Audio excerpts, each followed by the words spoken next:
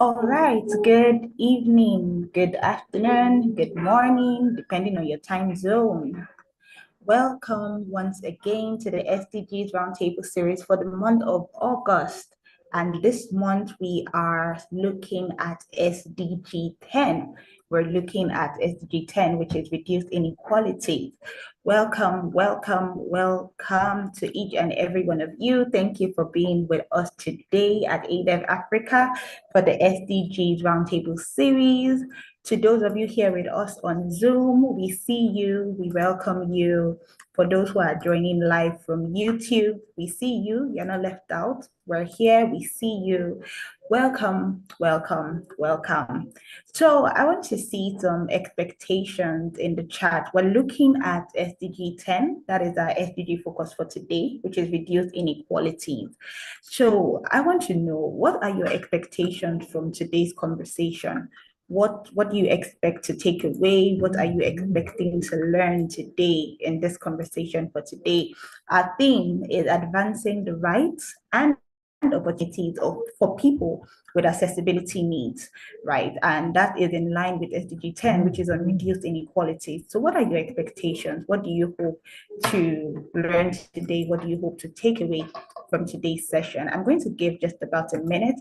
For those of us who are live with us on the Zoom platform, you can type it in the chat. And then if you are live on YouTube, you can also type it in the comments. But don't worry, I'm here, I see you. I'll read out your comment from YouTube. And then if you're here with us on Zoom, I would read out your comment from the chat. So let's get some expectations. What are you hoping to learn today? Let me just give a little bit of shout out. I see Hanyo Tedu on YouTube. I see you. I see you. Let me give some shout out to those of you who are here with us on Zoom as well.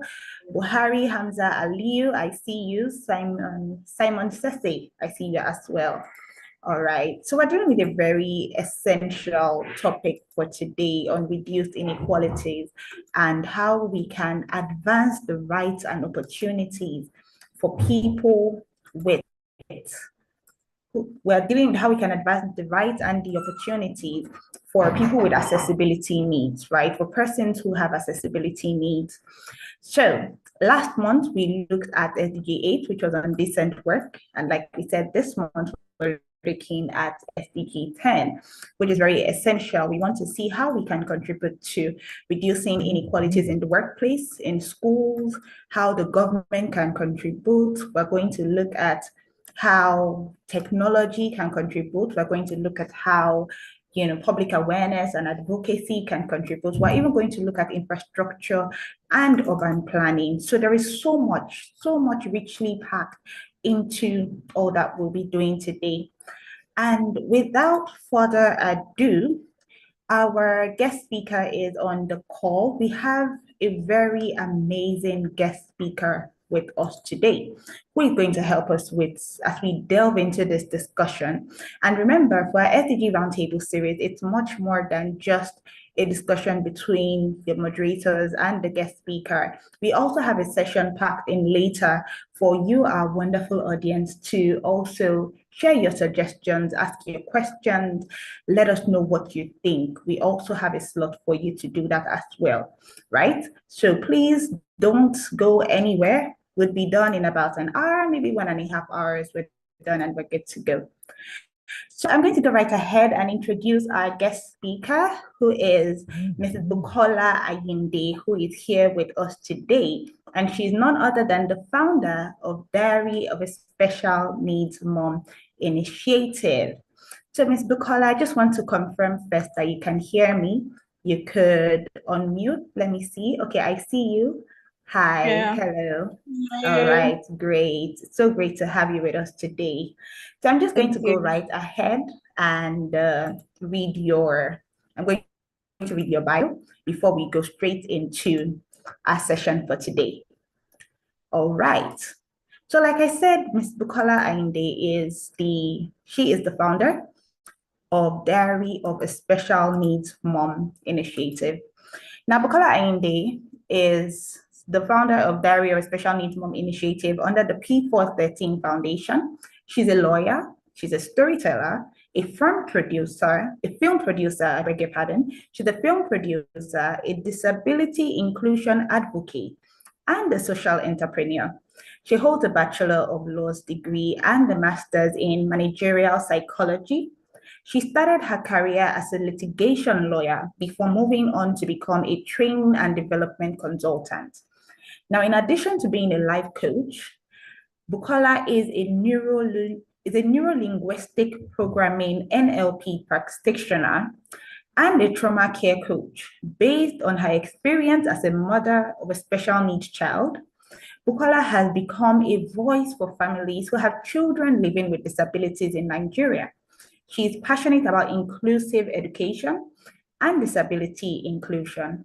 She has published 6 books to promote disability awareness. Wow, this is beyond wonderful. This is really awesome. It's so great to have you here with us, Ms. Bukola. It's really great to have you here on the call with us.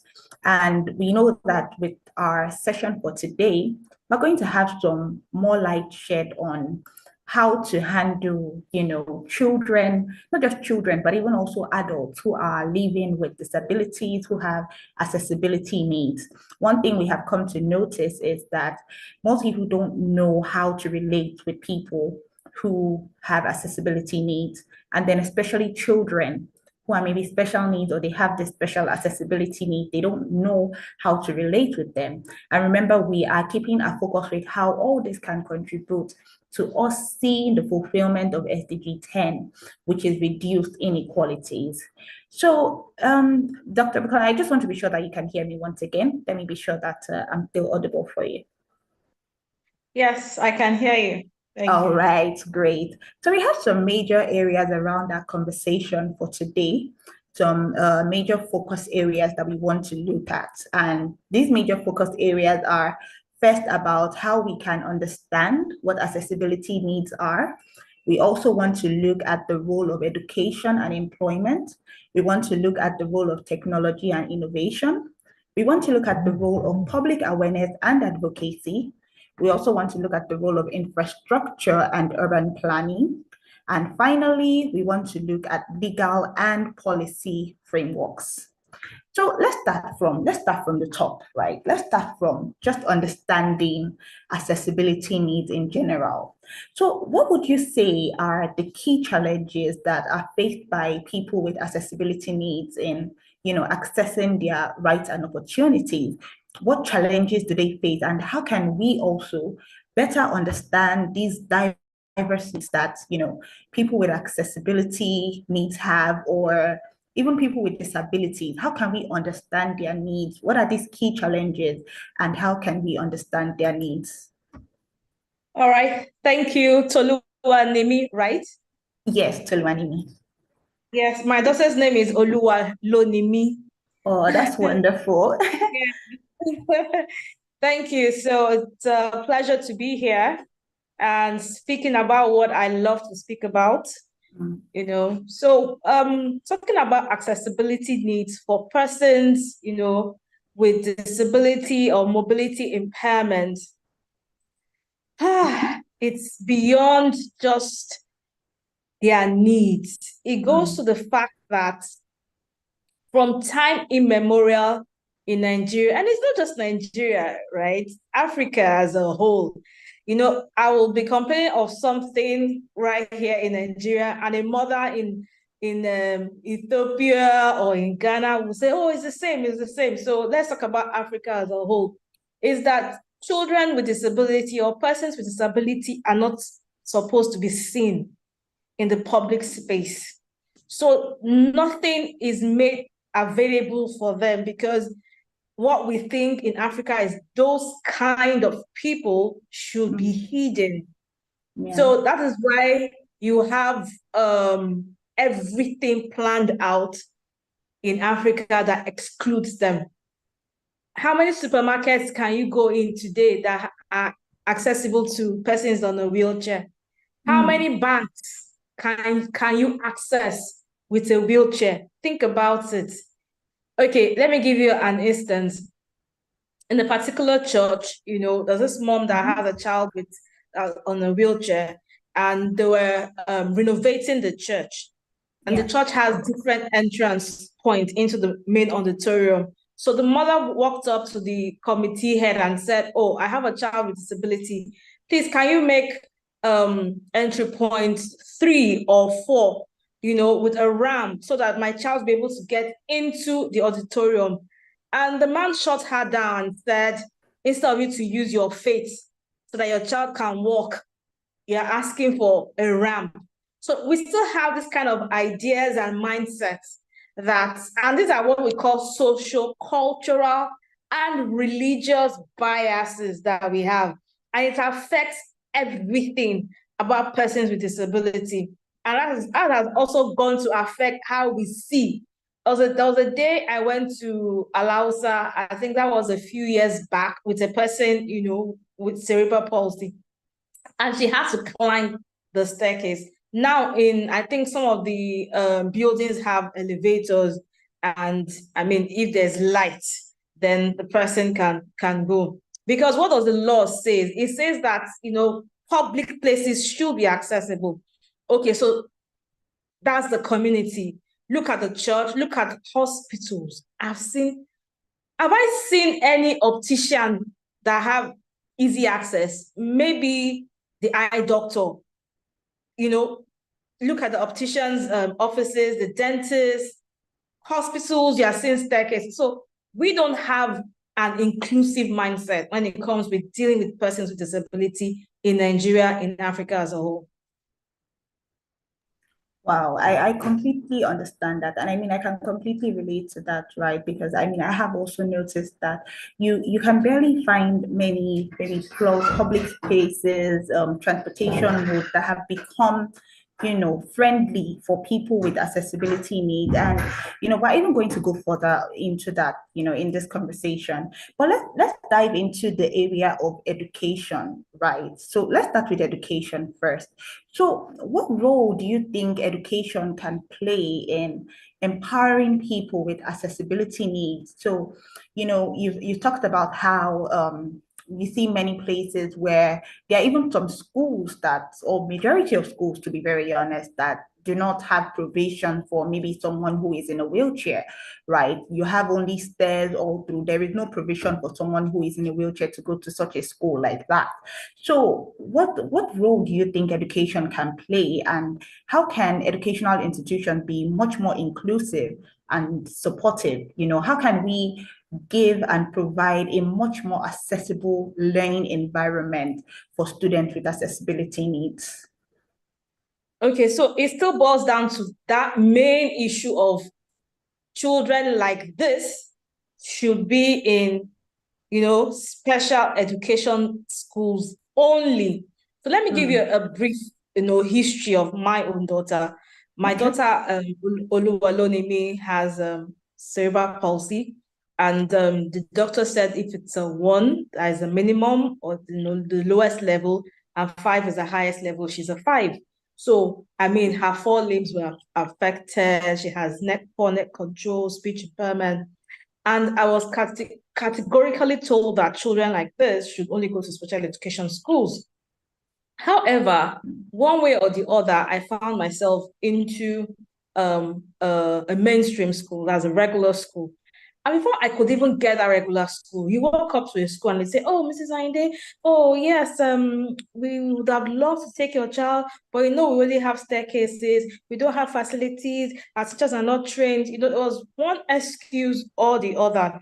Eventually we got a school, and the school accepting us. I mean, she was still about 3 years old then. So number one, the issue was, how is she going to sit down in a classroom? Because in the crèche level, she can't use a wheelchair, obviously, so that she could be at the same level with her classmates. So I had to improvise. This children's high chair. Yeah. I removed the legs so that she could just sit on that, get strapped on that, because I mean, she could be strapped down on a chair. And as she progressed, we were able to make wooden chairs, then we progressed to wheelchairs and all that. Now, fast forward to another school that she attended, and it was on the 3rd layer. Her class was on the 2nd floor. So as at that age, right, we will carry her upstairs. Then after a while, her caregivers are like, madam, you can no longer carry your daughter upstairs, which is getting bigger. So I had to have a conversation with the school owner. I was like, can we please move her classroom down so that, it's more accessible for us? And, God bless her, she agreed to that. From class 4, 5, 6, her class was at the ground floor. Then just suppose that with a friend of mine whose child was supposed to get promoted to another class, which was going to be on the first story building. And the school said there was nothing they could do, that she should withdraw her child from school. So, you have those instances. What can a school do? Because I have to be fair to a lot of schools because of space, especially in Lagos. If you're based in Lagos, most of the schools are not purpose built. Yeah, true. There are houses that have been renovated and everything. However, if you're keen, if your heart is on inclusion, right? There are simple ways that you can renovate your school to include a ramp. You don't even need to go for an elevator. If you can just include a ramp either by the side, or you bring the child's class to the ground level to ensure that she has easy access from the entrance of the school.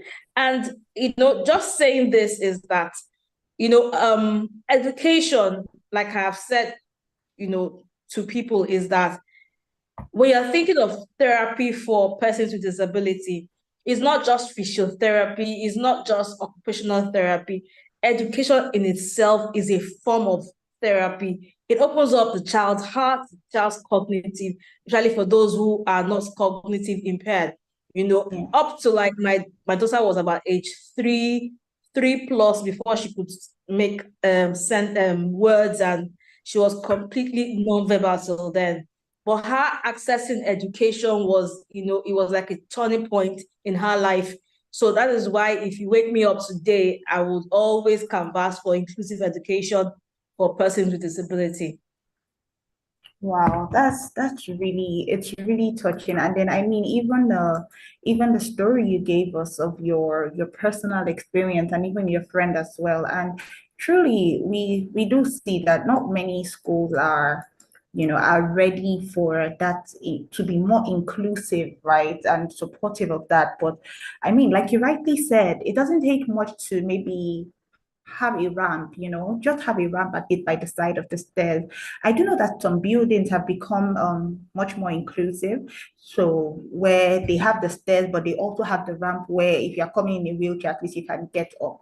But as we continue, let's look at in the area of employment now, right? Coming from the angle of schools, let's look at the area of employment. So how do you think vocational training and skill development strategies can be employed? How can these vocational training or skill development strategies be employed so that we can increase the employment opportunities for persons with accessibility needs, right? So what skill development programs can we set up that are going to help to increase employment opportunities for persons with accessibility needs? Or how can employers as well, adopt inclusive hiring practices that will promote inclusion of persons with disabilities? What do you think we can do in that area? Okay, so thank you for that. The first thing I would say is that sorry. Sure, no problem. Sorry, there's a noise in my background. Okay, so the first thing I would repeat your question, please. Okay, so we're looking in the area of employment, right? So the first thing is, how can we come up with skill development programs that could maybe help, persons with accessibility needs, right? How can we help them develop their skills so that they can gain access to more employment opportunities? And the second area is in terms of the employers themselves. How can they improve their hiring practices, to be more inclusive? There are some employers that once the person is maybe blind or deaf, they turn you down, they will turn you away straight, especially if maybe the person is deaf, right? They say, oh, how would you hear if something is happening behind you? Or how would you hear it's going to cause an accident? You're a risk to this organization. So what do you think in those two areas? Okay, so in the first area, I would say technology. Okay. Technology is what is, bridging that gap. There's so many things today, from, the speech to text, the eye tracker to speech, different things now that persons with disability can use, to actually communicate and be able to work more in a mainstream environment in the corporate world. So, for example, I always say that the fact that a person with disability is going to a mainstream school doesn't necessarily mean that this person needs to be a mathematician, an engineer, or a lawyer. He could if he wants to, right? But we can look for what this child is also good at. So when we're talking about skills, it could be graphic art, it could be a graphic artist. I have seen a blind person as a graphic artist first for a company. Yeah. So there are so many tools that are available today that once we can, first of all, understand what the child is good at and the tools that the child will need to be able to function effectively in a corporation or in a vocation is very important.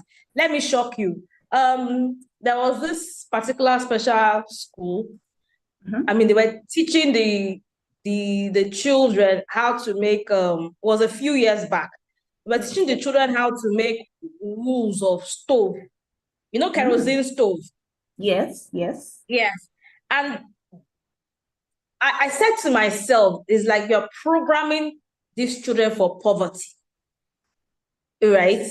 If you're thinking of kerosene stove, and look at it, in a few years down the line, nobody is using kerosene anymore. It's now gas. Yeah. You understand? So if the child is good in arts, you want to explore that. If the child is good in sports, you want to explore that. Doesn't mean that, I shouldn't, give access to literacy and numeracy. Yeah. Some children may not have a flair towards that aspect. True. But for the ones that do not have cognitive impairment and the ones that, you can learn one or two things, explore with different tools. I mean, I have a friend who, what they do is use laptops that are friendly for persons with eye impairment to use and learn different skills. I know of someone that came to speak at my program. He is an aeronautic engineer and is visually impaired. He got first class. He has done skydiving. He has done mountain climbing. He has done surfing. When he told me, I was not holding my head. I'm like, wow. Of course, he didn't do all this in Nigeria because. Yeah. So let me now move it back to when he came to Nigeria for his NYSC. He was working at the Nigerian Airways, blah blah blah, that sector. He said they didn't even allow him to move one file to the next table. They just, just left him on a table to do nothing. Because in their mind, they could not picture a blind person in that, space, in the aeronautic space. So a lot of things in Nigeria, in Africa, is mindset. Because we are, over the years, right, our mind cannot see beyond persons with disability as beggars, right? True. People that will do charity. You carry cartons of Indomie, pure water, and you take pictures that you are doing charity. So we can't see beyond them as person in need. And to persons that, when given the right tools, they can actually, do excellently in their areas of endeavor. Now, coming to organizations, that Yeah. what can they put in place, to be able to include persons with disability? Honestly, the things that technology has provided in this day and time has blown my mind. Up to, the physical, I mean, the ramps and elevator is a given. Up to, for persons with visual impairment in the lift, you have Braille for Mm-hmm. the numbers. You have Yeah. restaurants that have Braille menu. Then you have how to navigate, your laptop, the web. So if you Mm. have all these things on your websites, to allow persons with disability, and I think there's a law that requires every organization, I think, to leave maybe 1% or 2% of the staff force as persons with disability. However, just like any other law in Nigeria, they are there, but they are not enforceable. Or let me say, nobody is enforcing it. So Yeah. any organization that wants to be inclusive friendly Mm-hmm. just need to sit down with consultants and see how we can, manage our processes, from policies, from the way we put our words. You have some people who say, "Oh, this is not, this is only for normal people."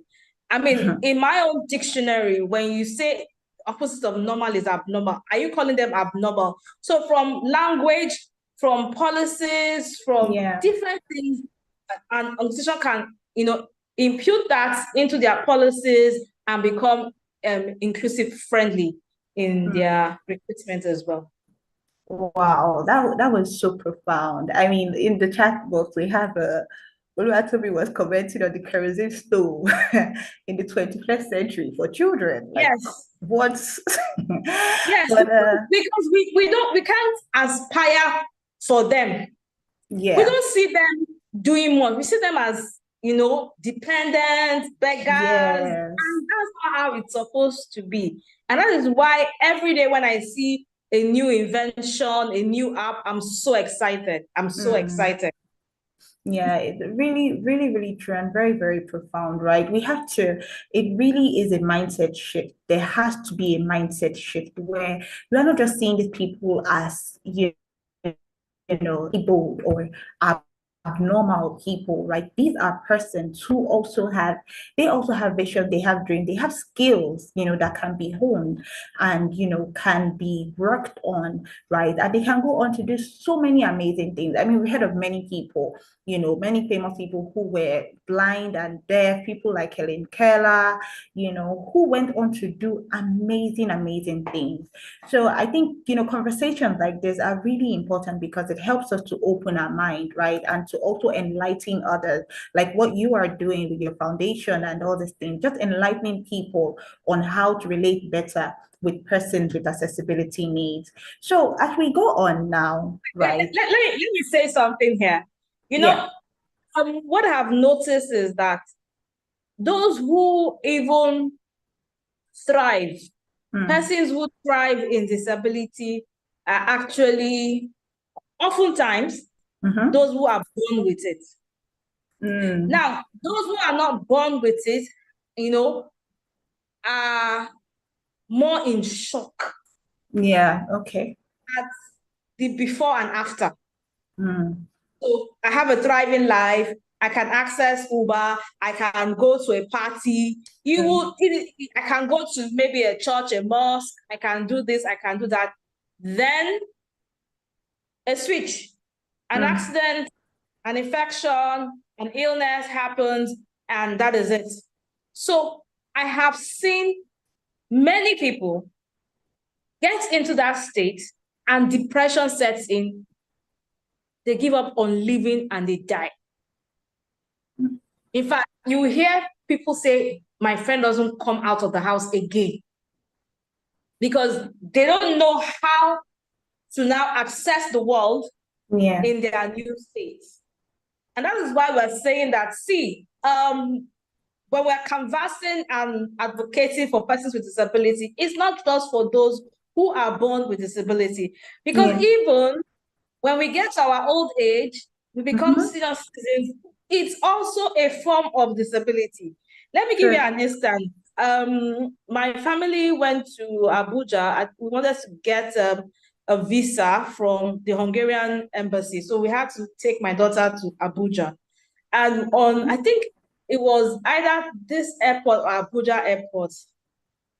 I can't remember, but we had to stay in a particular place. The place was so dark and so ugly. And I was like, why can't we go upstairs? I said, oh, madam, the elevator is not working. So we had to be here.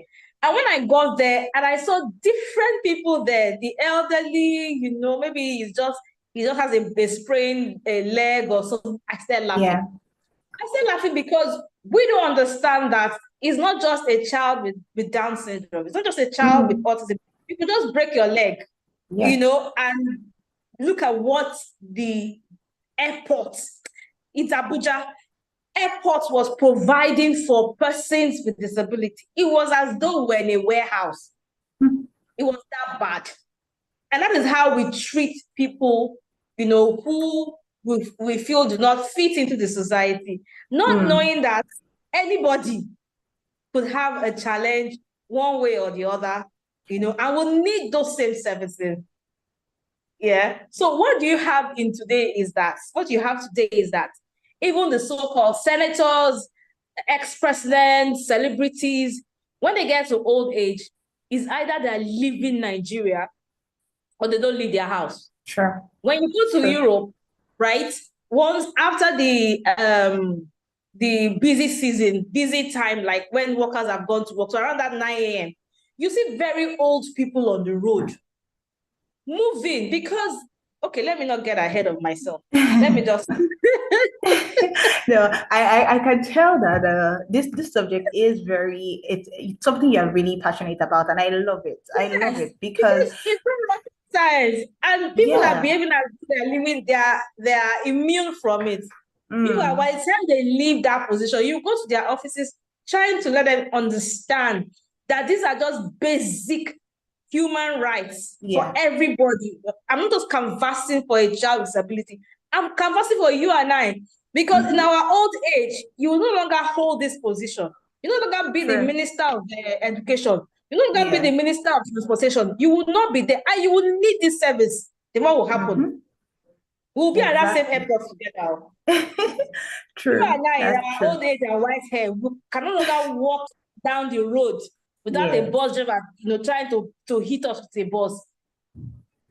Wow, it's very there is so much to discuss. I mean, when it comes to dealing with this issue, but something that we have mentioned a lot today is how technology can play a huge role, right, in helping people with accessibility needs and how we can advance their rights and opportunities. So now delving a little bit deeper, right, into technology and innovation, what role specifically will you say that the 21st century digital ecosystem plays in providing solutions for people with disabilities or persons with accessibility needs, right? We've looked at how we can incorporate technology in the area of education. We've looked at it in the area of employment. I know we mentioned it in the area of employment as well. But in what other ways would you say that technology can really play a huge role, or examples of assistive technologies, apart from the things you've already mentioned, that can really, really make a significant impact in advancing these rights and responsibilities, these rights and opportunities, rather, I beg your pardon, of people who are living with disabilities or with accessibility needs? Okay, good. The great thing is that, let me use US. They've really advanced. And let's talk about mobility first. Okay. And I mean, even here, we see a few people use their motorized wheelchair, which is just basic. In some place in Europe, it is basic. But you see, in Nigeria, how do you use your motorized wheelchair on the road? Yeah, let's start from that.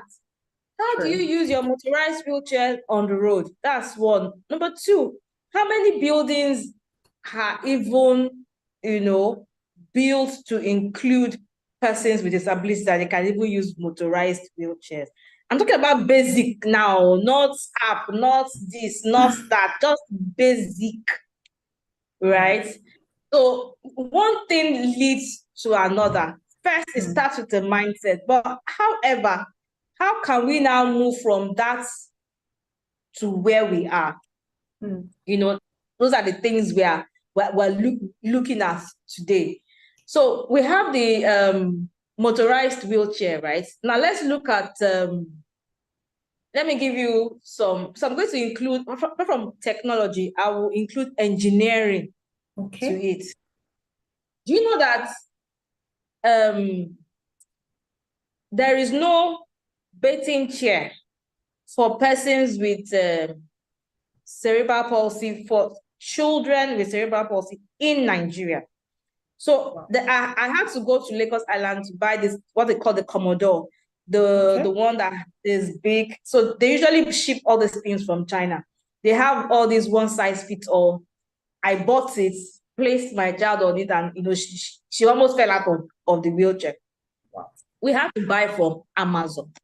When this thing arrived, it was just made of plastic, hard plastic. Then where she will lie down on, this camp bed that we have is made like a sack plastic material, but it's like camp bed. Those are the main materials. It's that we can't do this in Nigeria. So I think I because of the exchange rates, right? I mean, yes, how many I can imagine. afford it? Understand what I'm saying? Yeah. Now, those are just for mobility. Now let's look at communication. For example, my daughter, she even though she speaks, she finds it difficult to speak, and she has to repeat several times before she's understood.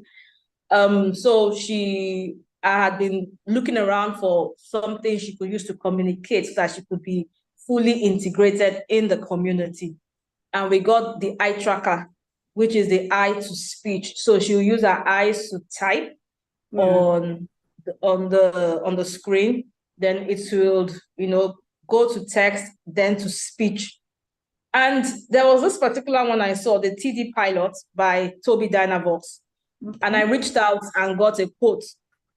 And the quote, besides VAT, is 19 million naira. I mean, that's just one gadget. That is just one gadget, aside the many gadgets that she uses, So I was like, So I had to do a post, and I'm like, tech space, engineering space in Nigeria. What are you guys doing? You people should come up with your own, cheaper versions, and because I mean, even if I can afford it, how many parents will say, oh, out of all my children's needs? Because you see, let me backtrack a bit.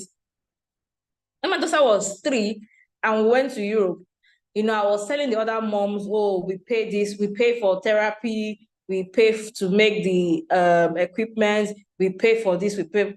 We're just looking at me, I was like, is their own government that buys that for them. They pay for the subsidy, they pay for the, the equipment and the therapy. So in Nigeria here, having a child with disability or being a caregiver to a person with disability is expensive. It's very expensive. Today, right now, a physiotherapy, is between 15,000. You see between, okay, let me be you see between 10,000 to 20,000 per session. And it goes beyond, that's 1 hour per session. So tell me, if the child now has other needs, like maybe the child has seizures and they have to buy drugs monthly, these things, right? It's a burden on the parents that the welfare sector of each state should look into, So by the time you're telling the parents, oh, one gadget, they're not even listening to you because even the basic needs are not met. So we talked about the mobility, we talked about the communication, and there are different other tools that even there's the white cane for persons with disability that now has a navigator that you can use to move around. So there are so many gadgets today. Okay, like my daughter now, she needs, we need to get a customized minivan that has a ramp. And I saw someone post one was a $95,000. He wanted to raise dollars. Go for, yes, that came to 145 million naira. I just started laughing. In that moment, you just laugh. 5 million naira. Say what? I mean, these are things that indigenous car owners or those who assemble cars can look at, and the government can give maybe a subsidy to it, because these things are just expensive. So even if the technology is available, how affordable is affordable? So true. That's another thing. So if we have persons who are interested in it, not only should, number one, they should even get interested in it, for proper inclusion, to include persons, is in all forms of accessibility. Yeah. Then when it is done, how affordable is it? Wow. This has been wow. I think that's what I'm going to say. Just wow. I mean, it's a call to action, really. Really, I think it truly is a call to action, for everyone in that tech space, in different areas, to see what are we doing, what are we really doing to contribute. I mean, just hearing that some basic things that persons with accessibility needs, or persons with disabilities need to have access to, we can't find it here. I mean, you have to go all the way to Amazon to, I mean, these are basic things that we have to. CP wheelchairs, even CP wheelchairs, you can't find it here. Yes, that basic. Maybe I'm talking about basic CP wheelchairs, you can't find it here. So those that bring it, because it's not a regular wheelchair, you need to strap the child on the torso. So those that bring it from China, from US, you have they come from US even without shipping fees, like 5 million, 6 million. So how many people can afford, people don't even go for the US, they go for China. Even the China, how affordable it is. People will tell you that, oh, I'm waiting for donation. I'm waiting for an NGO to give me this thing. So these are the things that, we can look at it, like make it available, then make it affordable for that need it. Wow. This is it definitely is a call to action. But let's move quickly, right? And we still have three major areas we want to touch, right? So now in the area of public awareness and advocacy, now leading up from everything that we have talked about. So for instance, so many things you have told us today, I had no idea, right? I didn't know how difficult it was to get all these basic things, basic needs that people with disabilities, they need to have. I didn't know how difficult it was. So now looking at the area of public awareness and advocacy, what role do you think, advocacy organizations, or better still, what effective strategies can we use to truly raise awareness on these issues? On the issues of these items that persons with disabilities need. And then also, earlier we spoke about some societal perceptions of how people with disabilities are viewed as beggars, right? There's this stigma around the person, who is maybe blind or deaf. So what strategies can we use to raise awareness of their needs? And how can we also change those societal perceptions? How can we change people's mindsets as regard persons with accessibility needs? Okay, so let me give you like a perception to that on the mindset. I was doing my research, on inclusive education in public schools. And I went to a particular public school in Lagos. And I was told that a particular teacher who was transferred to that school, I mean, she was pregnant. As soon as she got to she was posted to the special education unit where you have children with different disabilities. And when she got there, she was like, she started crying. She said the children will enter into her womb and change her child from the normal fetus to a child with disability. Now, this is a teacher, educated teacher who graduated from, a higher institution to be a teacher, having that mindset. So we are so into our social, cultural, and religious beliefs that it affects the way we see things, the way we, handle things. And advocacy. So when I started my advocacy, I'll go to the government, to the church, to the school, and there's always this, this way of, Mrs. Ang, these are good ideas. We'll keep it in mind. We'll let you know. The government will say, Mr. Inde, very nice. We don't have a budget for it. So if you have the money, you can go and do it. There are always different excuses, So I had to sit down. I went back to the drawing board and I'm like, maybe I should rethink my advocacy. So what I did was to focus on children in elementary schools. Okay. So most of my books that I've written, I write storybooks for children because I believe in the Catch Them Young project. So that when they grow up and they become the Minister of Education, I will not need to sit down and be begging, let's do inclusive education, let's have our planning in the state, let's plan for pedestrian and wheelchair users. They will be the ones advocating that persons with disability or mobility issues have their own, they also have fundamental human rights to enjoy what the next person enjoys. Is not charity, it's a privilege, it's a right to have access to these things, basic things that we are talking about. Sure. So there are two forms of advocacy that I do. One is targeted at children because when they are still young, you can tell them with stories, with arts, with creativity. True. And children will just ask you simple questions. And after that is it. Very effortless.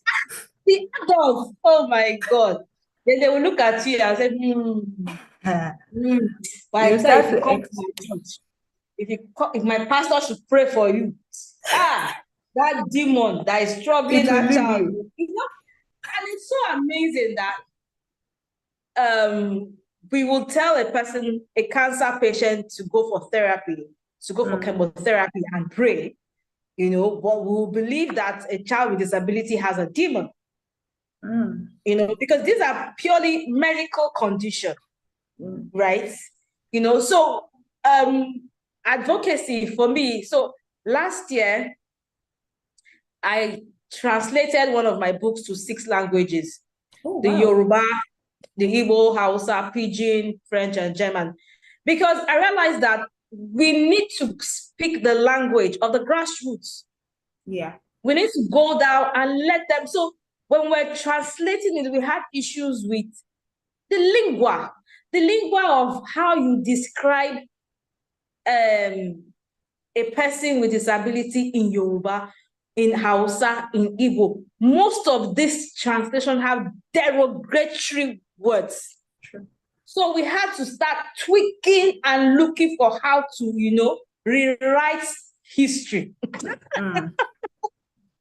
Rewrite history, because it's until you get into that space, you realize that even the way you describe a person with disability is discriminatory in our local dialects, So we need to do jingles You know how politicians do all these jingles and awareness when they want to campaign?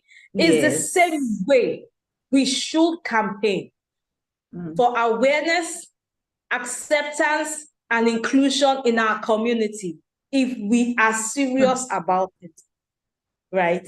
You know, I had a friend in the government, and he would say that when they go for their status meeting, and he's like, oh, when other departments or sectors are talking about what they are bringing in, that he is coming to talk about what he is taking from the government pots.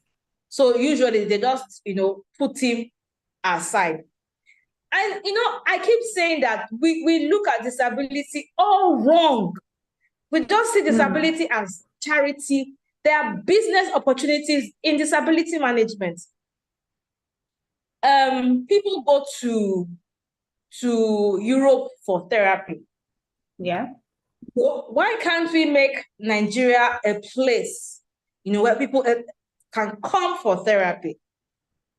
Diapers, wheelchairs, all these things can be made here, and we can export it to other African countries. So there's so many things that we can do, as regards advocacy, awareness in the Nigerian and African space.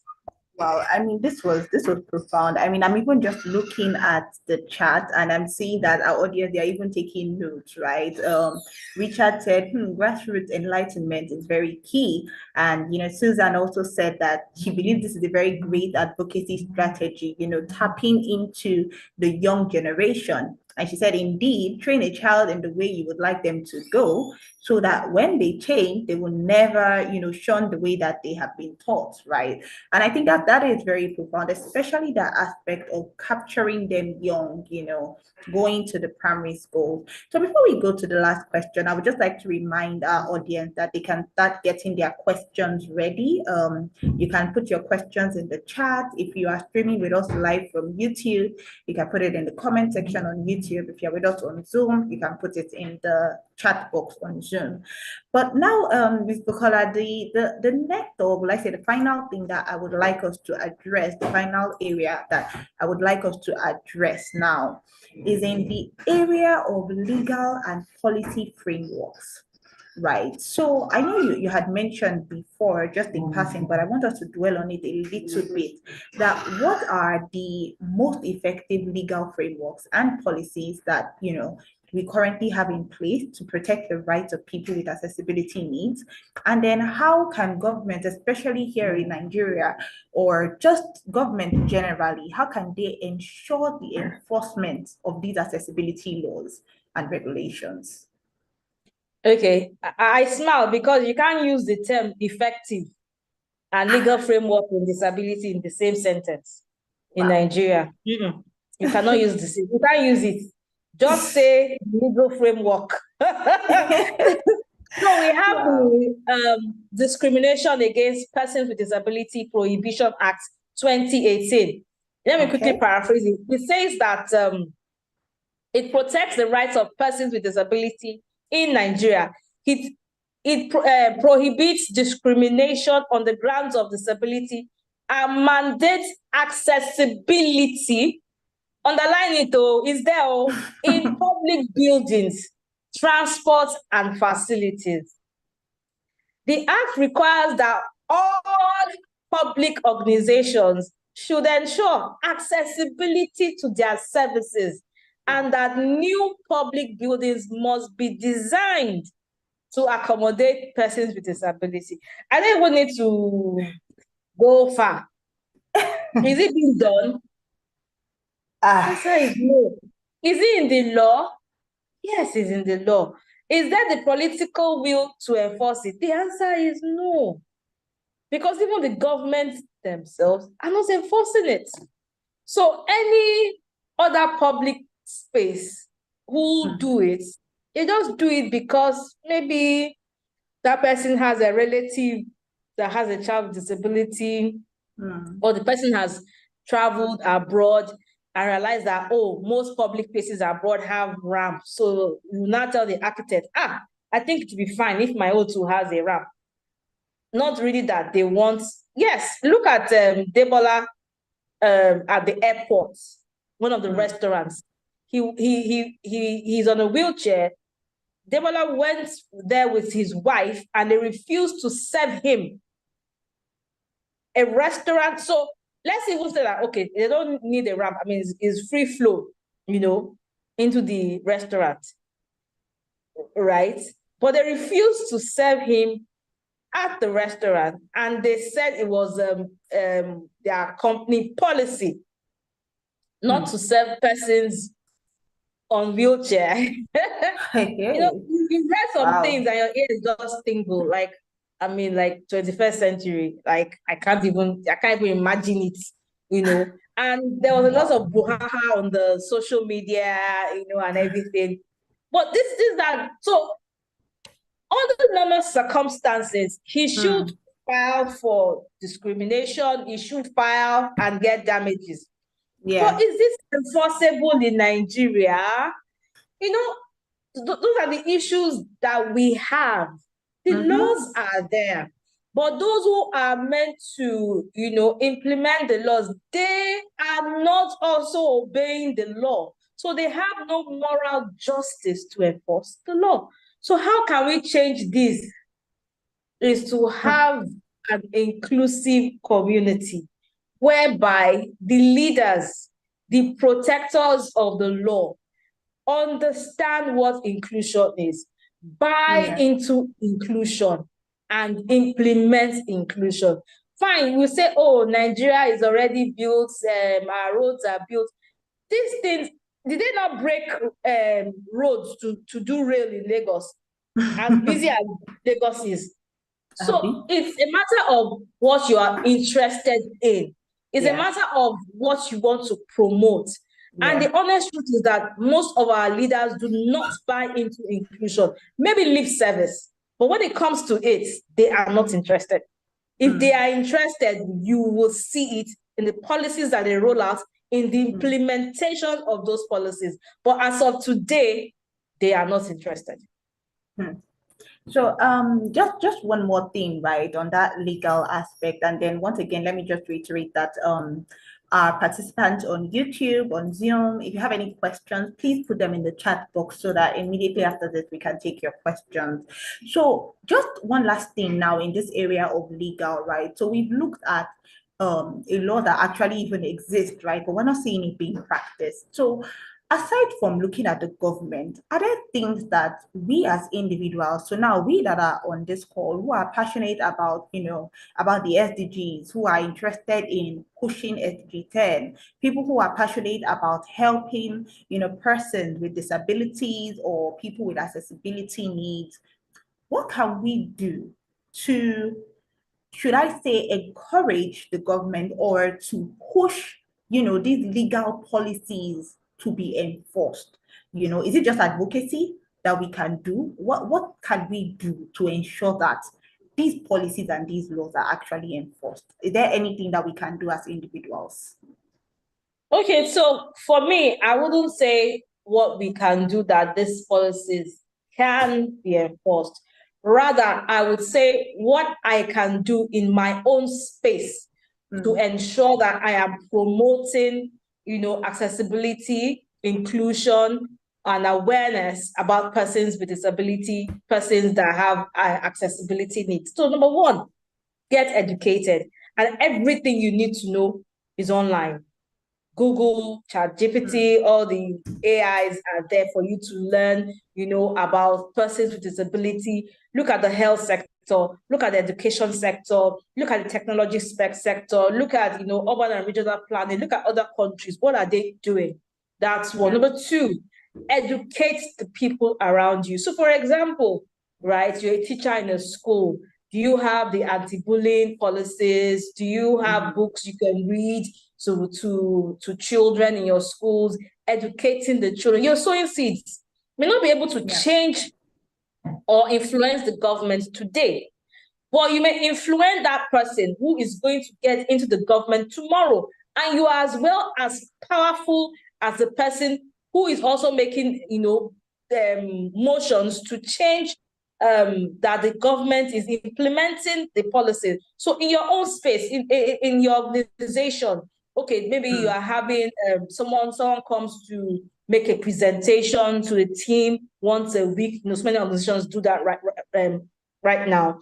You can present things like inclusion, diversity, so in your church, you have the ability to preach, to talk to workers. I mean, get someone who is in the disability sphere to come and speak to your leaders, right? You can imagine if on the pulpit, people are saying, put aside your religious beliefs and the basis of the humanity is love and acceptance. People hearing that on pulpits will go a long way in how they will relate to persons with disability. So don't look at the very big picture. Just what you can do in your own space. Those things are there. Starts with you getting educated and to the next person, and you are already making a world of difference. I think that's very profound. It's like something I always say, which is the power of little contributions, right? So this is each and every one of us trying to make our little contributions. And I hope we're all heard, practical things that we can do to also push this narrative, right? To ensure that we also are a part of, helping to advance these rights and opportunities for persons with disability or persons with accessibility needs. Wow, Mrs. Bukola, thank you.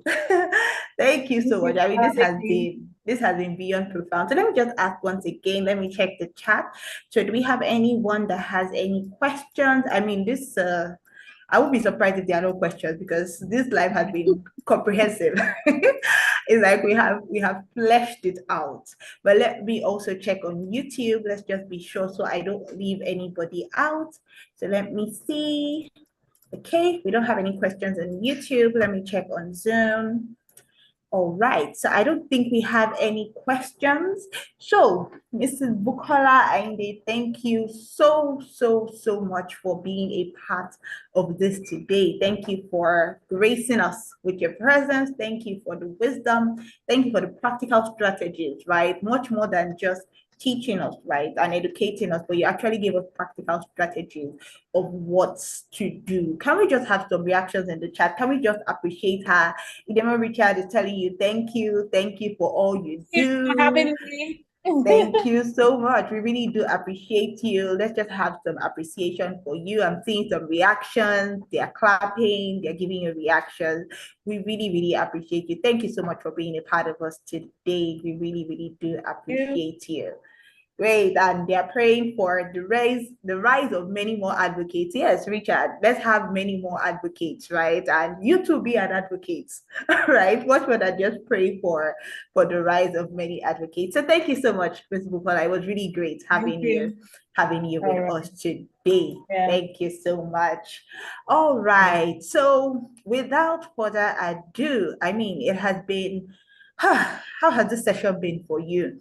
Let me just get some of your reactions in the chat. You can write, just one key takeaway. I mean, there are plenty. My book is full, but at least one. What is one very key takeaway that you have from today's session? Is it something new you're going to do? Let me see. Okay, so Susan said she's going to start with small steps. That's good. Great. I mean, I love that. Start with small steps, right? Start from something small, but just make sure you're making contributions no matter what. Richard says it has inspired a new insight in me.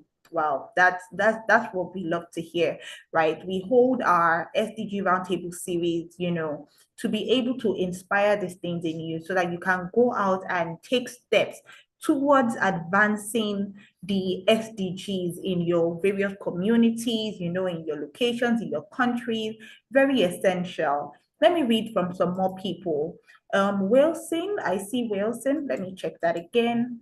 Okay, Wilson says that inclusivity is key. Great. Oh, wonderful. So Richard says he will be partnering with the School of the Blind in Ekiti. Wow, Richard, that is amazing. That is amazing. Thank you so much. Abisola says that it's important to have the right mindset in being an enabler for equality as it pertains to disability. Thank you. Great. And Oluwatobi says, advocate for what you believe in, stand for what is right. So yes, you have all spoken well. You have all spoken wonderfully. Thank you, thank you, thank you so much for being a part of us today. So now I'm going to hand over to our co-host, who is going to just give us some, some recommendations. Okay, so yeah. So we have come to the end of our session for today. We've come to the end of the SDG Roundtable series for today. But please, we want to emphasize something to us, to each and every one of us, right?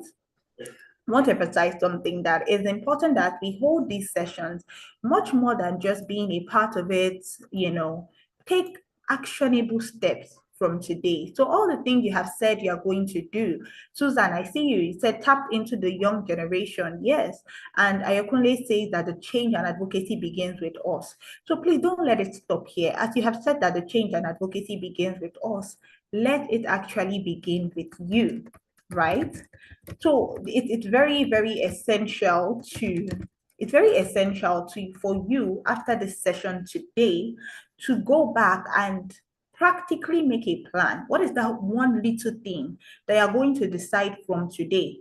I'm going to start doing this every single day, or once a week, or twice a week. Maybe it's that you want to start pursuing advocacy and be much more loud about your advocacy for persons with accessibility needs, right? What are you going to do? What platforms are you going to use? Are you going to make use of your LinkedIn? Are you going to make use of maybe your Instagram, your Facebook, your Twitter? How often are you going to post? Who are you posting to? Ensure that you set one practical step you are going to take from today. And that is like an assignment for each and every one of us, right? Have one practical thing. It can be something little. Remember the power of little contribution. Something little that you know you are going to do, and be consistent in it. Ensure that you are doing it each and every single day. And as we all work together, right, we do hope, and we really do hope that we will see SDG 10, which is reduce inequalities, achieved, as we also see the entirety of Agenda 2030 achieved. That is, by 2030, we are going to see, the United Nations agenda achieved, right? All the SDG goals are achieved. Susan, great. I see you, Susan. Says, I'm going to post on Instagram and post on LinkedIn. Wonderful. That's very great. So once again, we are ADEV Africa, the Advanced Initiative for International Development Africa. And it has been our pleasure, it has been our honor to host this SDGs Roundtable series today. Thank you so much for being a part of us. Thank you for being with us. Ensure you stay connected with us. We are ADEV Africa on all platforms. You can find us on Instagram, you can find us on LinkedIn, on Twitter, on Facebook. We are ADEV Africa, and stay in touch as much as possible. Stay in touch with us, and we hold many other programs. We will still hold another SDG Roundtable series next month, but we will always keep you posted at every point in time. And once again, my name is Toluwanimi Oyeshiko. It has been my pleasure to be your moderator for today, and I do wish you an amazing rest of your evening. So I'll do a little bit of shout out as we close for today, just a little bit of shout out to the people we had today. So Abishola, thank you. Adeze, thank you. Buhari Hamza, thank you. Emmanuel Eche, thank you. Richard Idemudia, thank you for being with us. Anne Ndeke from Kenya, I see you. Thank you for being with us. Lawal Usman, thank you. Ayokunle, thank you. Toby, thank you. Susan, thank you. Wilson, thank you. Ikena, thank you. Wow, okay, there are quite a lot of you, but thank you to everyone. I'm sorry if I didn't get to call your name out, but thank you everybody for being a part of us today, and enjoy the rest of your evening. Goodbye, everyone.